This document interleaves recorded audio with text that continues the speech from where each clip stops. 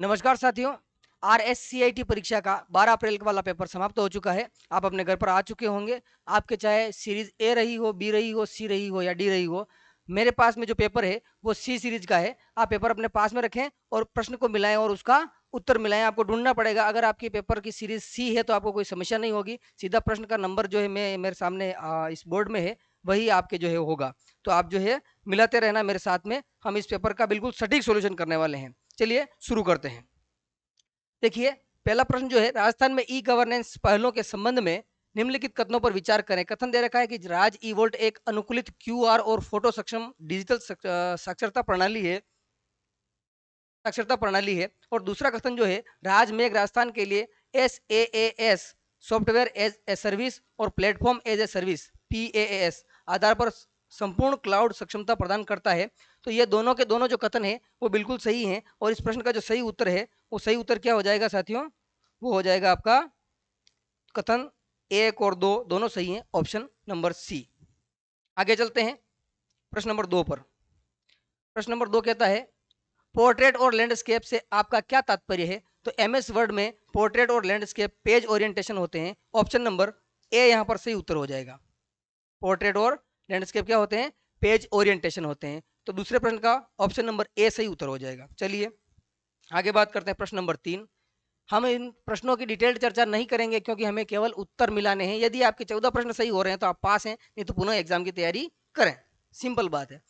निम्नलिखित में से कौन सा वेद सर्च इंजन है? सर्च इंजन आपको बताने हैं। तो सर्च इंजन का यहाँ पर एक सेट दिया हुआ है। देखो, ट्विटर, फेसबुक, गूगल प्लस, ये सारी सारी सोशल नेटवर्किंग साइट है।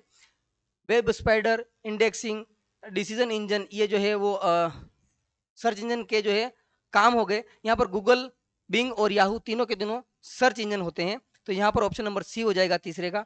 नेक्स्ट प्रश्न नंबर 4।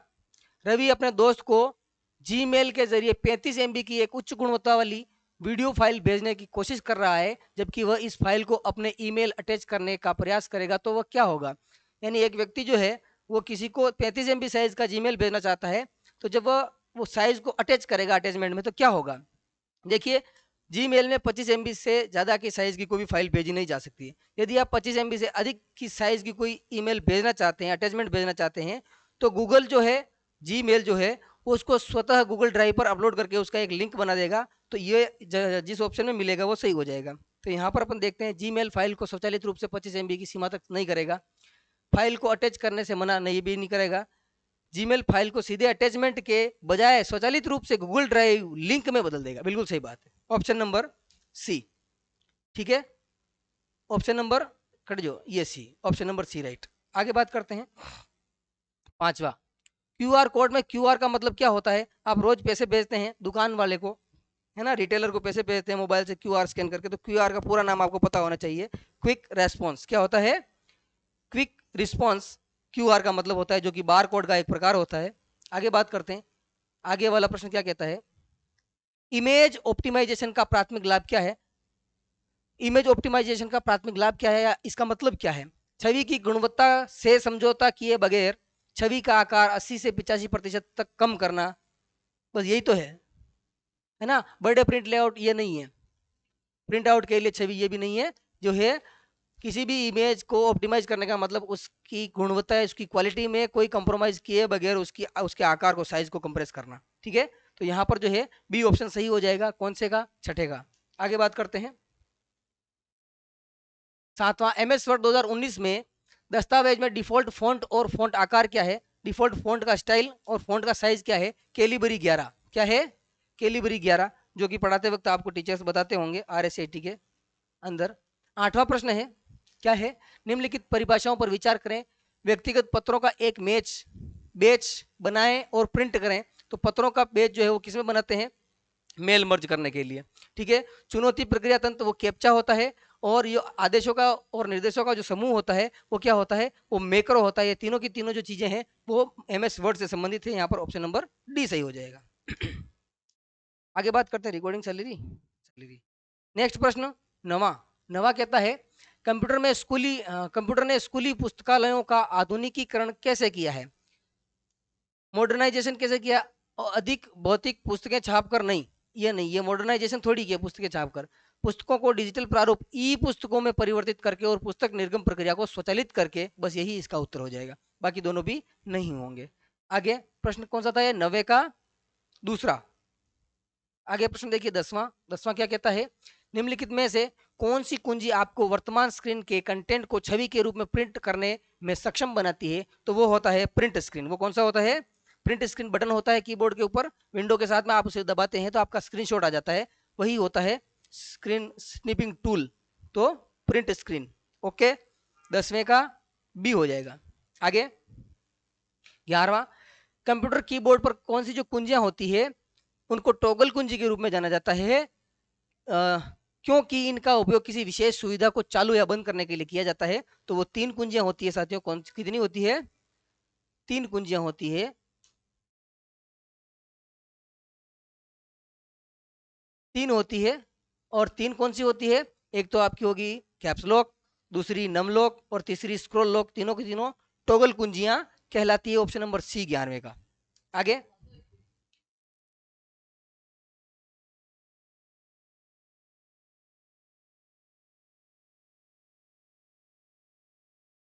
ये क्या आ रहा है?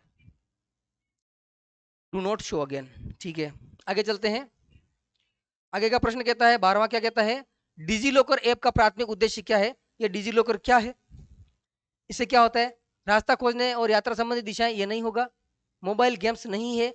क्लाउड आधारित प्लेटफॉर्म पर कानूनी दस्तावेजों को डिजिटल रूप से जारी करना, संग्रहित करना, सत्यापित करना आदि काम किसके द्वारा होते हैं? डिजी लॉकर के माध्यम से होते हैं। ये यानी 12वें का तीसरा सी ऑप्शन सही हो जाएगा। नेक्स्ट प्रश्न 13वां, फाइल पथ या फाइल पाथ d/rSCIT/vmou.jpg जो है, इसमें vmou.jpg क्या है? ये फाइल जो है, ये फाइल का एक्सटेंशन है, ये फाइल का नाम है, ये फोल्डर का नाम है और ये ड्राइव का नाम है। ठीक है, इस प्रकार से क्या है, ये फाइल सिस्टम का फाइल का नाम और उसका एक्सटेंशन। ऑप्शन नंबर सी, 13वें में सी। आगे 14वां, सबसे कम मेमोरी साइज कौन सी है? मेमोरी की size bit byte, kilobyte, megabyte, gigabyte, terabyte, petabyte ऐसा होता है। तो यहाँ पर सबसे छोटी बतानी है, कम कौन सी है? किलोबाइट केबी। ठीक है, यानी 14वें का सी। आगे डेबिट या क्रेडिट कार्ड के पीछे 3 अंक छपे हुए होते हैं। छपा हुआ 3 अंकों का सुरक्षा कोड क्या कहलाता है?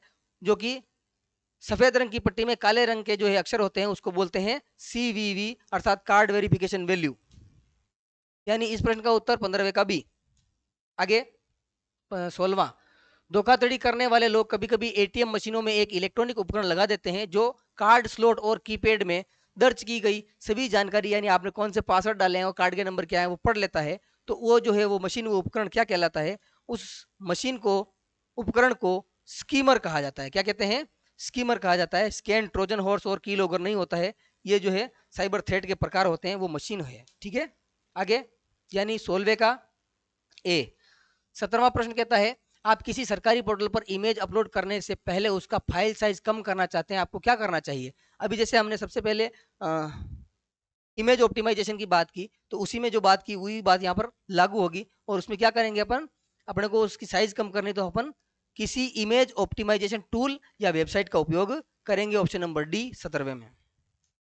नेक्स्ट 18वां, फास्टैग में कौन सी तरंगों का उपयोग किया जाता है? फास्टैग जो प्रणाली है जिसमें गाड़ियों के जो टैक्स जो है वो वसूला जाता है, उसमें उसमें रेडियो फ्रीक्वेंसी काम में आती है। कौन सी काम में आती है?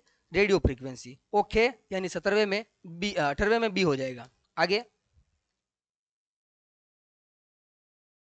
19वां प्रश्न, विंडोज 11 में डिफॉल्ट वेब ब्राउजर कौन सा है? विंडोज 11 हो चाहे 10 हो, इन दोनों में डिफॉल्ट वेब ब्राउजर जो है वो कौन सा है? Microsoft Edge. ठीक है, 19वें का डी आंसर हो जाएगा।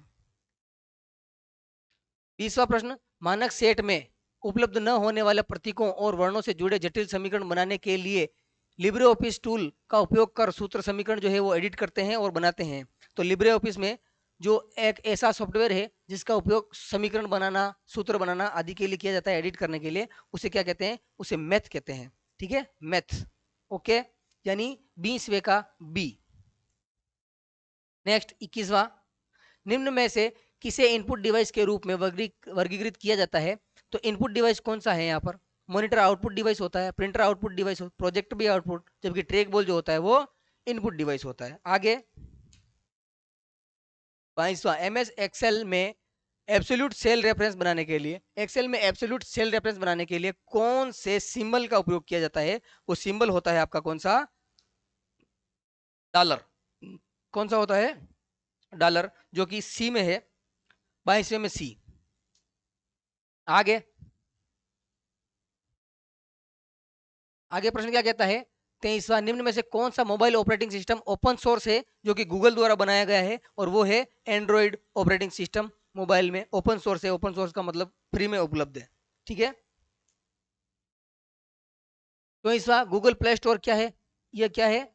यह अंतरराष्ट्रीय जो है गूगल द्वारा एंड्रॉइड डिवाइसों के लिए विकसित एक अंतरराष्ट्रीय जो है ऑनलाइन सॉफ्टवेयर वितरण सॉफ्टवेयर है, या सिस्टम कह सकते हो। ए हो जाएगा 24वें में।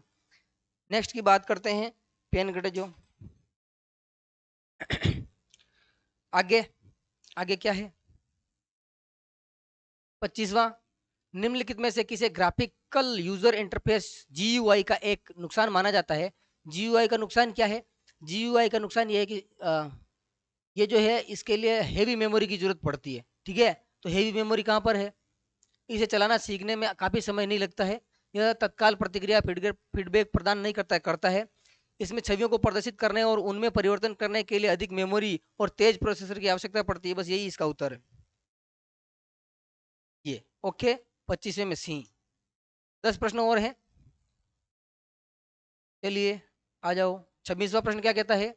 यदि कोई साइबर हमलावर मानव पठनीय डोमेन नाम को आईपी पते में परिवर्तित करने की प्रक्रिया को बाधित करता है, यानी डीएनएस में जहर घोलने का काम करता है, तो ऐसे जो हमले होते हैं उनको क्या कहा जाता है? उसे DNS poisoning, domain name system poisoning कहा जाता है।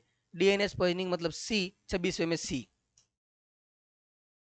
27वां, भारत सरकार के शिक्षा विभाग के अंतर्गत कौन सा पोर्टल या ऐप आता है जिसका उद्देश्य कई राष्ट्रीय और अंतर्राष्ट्रीय डिजिटल पुस्तकालयों के लिए पूर्ण पाठ अनुक्रमणिका एकत्र करना और उपलब्ध कराना है? वो है कौन सा है?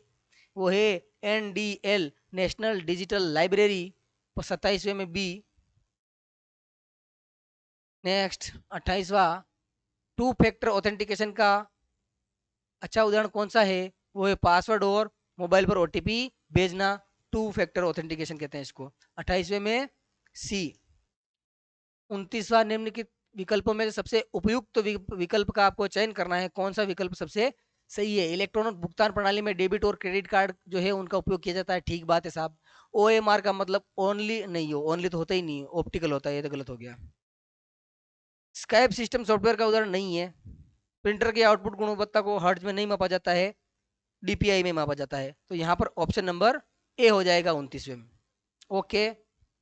30वां, यदि उपयोगकर्ता किसी ट्रेन की वास्तविक समय की लाइव स्थिति या उसकी समय सारणी की सटीक जांच करना चाहता है तो उसे क्या करना चाहिए? कौन सी वेबसाइट पर जाना चाहिए? ट्रेन की बात हो रही है तो बस जानना कहाँ पर? भाई ट्रेन की बात में पासपोर्ट सेवा केंद्र पर जाएंगे नहीं, है ना। राज वोल्ट पे जाएंगे नहीं, वो दस्तावेज के लिए होती है। आरएसआरटीसी क्या होती है? Rajasthan state road and transport corporation. बस में तो बैठे हैं नहीं, इसलिए हमें कहाँ जाना चाहिए? राष्ट्रीय ट्रेन पूछताछ जो प्रणाली है उसकी वेबसाइट पर जाना चाहिए। आगे 31वां, लास्ट 4 और है इसके बाद। निम्नलिखित में से कौन सा ईमेल पते का हिस्सा नहीं है? ईमेल एड्रेस जो होता है उसमें कौन सी चीज नहीं होती है? उसमें क्या नहीं होता? ईमेल एड्रेस में खाली स्थान नहीं होता है। बाकी एट द रेट, डॉट और ये पता नहीं कौन सा है, दिख नहीं रहा है, लेकिन ये भी होता है, ठीक है। रिक्त स्थान नहीं होता है। मतलब 31वें में डी। 32वां, एमएस वर्ड 2019 में रिक्त स्थान, सॉरी, रिबन की श्रृंखला होती है। तो वर्ड में जो रिबन होता है वो रिबन किसका होता है? वो टैब का रिबन होता है, होम टैब, इंसर्ट टैब आदि का रिबन होता है, ठीक है। इस प्रकार से 32वें का सी। एक 33वां प्रश्न क्या कहता है? वो ये कहता है कि कॉलम 1 को कॉलम बी से मिलाना है। मिलाना कैसे है? देखो, डायल अप। ये डायल अप सबसे पुराना प्रकार का, सबसे धीमी गति का इंटरनेट कनेक्शन है। तो हाँ, धीमी गति वाला कौन सा है? सबसे धीमी गति का मतलब पहले में पहले में मिलाएंगे क्यू। ब्रॉडबैंड, ब्रॉडबैंड एक हाई स्पीड इंटरनेट कनेक्शन है और वाईफाई एक वायरलेस तकनीकी है, तो यहाँ पर हो जाएगा पहले में QR और P, QRP जहां पर होगा उसको अपन सही कर देंगे। QP कहा था रे, ए कौन सा मिला था, डायल अप धीमी गति का, मतलब पहले में Q, इधर देखेंगे पहले में Q 2 में मिल रहा है। फिर जो है ब्रॉडबैंड एक हाई स्पीड इंटरनेट कनेक्शन है, ठीक है, तो दूसरे में R, QR और P किस में है, QRP, C ऑप्शन सही हो जाएगा इसमें, C। 34वें में कौन सा है, C। और अंतिम प्रश्न जो है वो कौन सा है, वो कहता है निम्नलिखित में से किसे सिस्टम सॉफ्टवेयर माना जाता है जो कंप्यूटर हार्डवेयर और सॉफ्टवेयर संसाधनों का प्रबंध करता है, उसे कौन सा कहते हैं, उसे ऑपरेटिंग सिस्टम कहते हैं। बस ये प्रश्नों का उत्तर हो गया है, सारा पेपर सोल्व हो चुका है। अब आपके कितने सही हो रहे हैं, जितने हो रहे हैं उतने कमेंट बॉक्स में कमेंट करना, पास हो जाए तो 2-2 चॉकलेट भेज देना कमेंट करके, ठीक है। धन्यवाद।